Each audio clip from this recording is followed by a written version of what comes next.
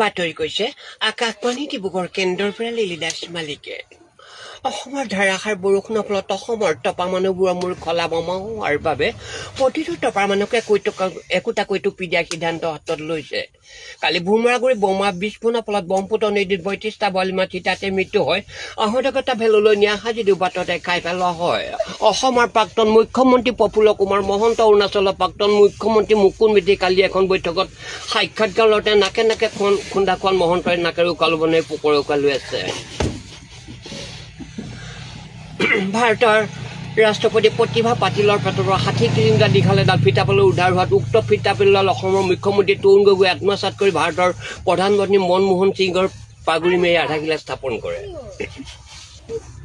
কালি বৰপেটাৰ পৰা ট্ৰেইন এখন আহি থকা অৱস্থাত তাঁতীবাঁহ ষ্টেচনৰ আগত এটা পাঠা ছাগলী অঠালি পঠালি ট্ৰেইনৰ ৪টা ডবা চিপাৰ বাগৰি পৰাত বহুতো মানুহ নিহত হয়। নিহতসকলক গাঁতত পুতি থৈ আহতসকলক পশু চিকিৎসালয়লৈ নিয়া হয় যদিও ওচৰৰ আৰক্ষী বাহিনীয়ে তদন্ত তালাচীলত এটা পাঠা ছাগলী গ্ৰেপ্তাৰ কৰে। পাঠা ছাগলী এতিয়ালৈকে গ্ৰেপ্তাৰ কৰা যদিও মাত উলিয়াব পৰা হোৱা নাই। বাতৰি শুনিছে আকাশবাণী ডিব্ৰুগড় কেন্দ্ৰৰ পৰা। বতৰ বতৰা আজি দিনটি চিমচিমীয়া বৰষুণ দিয়াৰ সম্ভাৱনা আছিলে, ৰাতিলৈ কিন্তু খাটাং টিকা ফটা ৰ'দ দিবও পাৰে। ধন্যবাদ।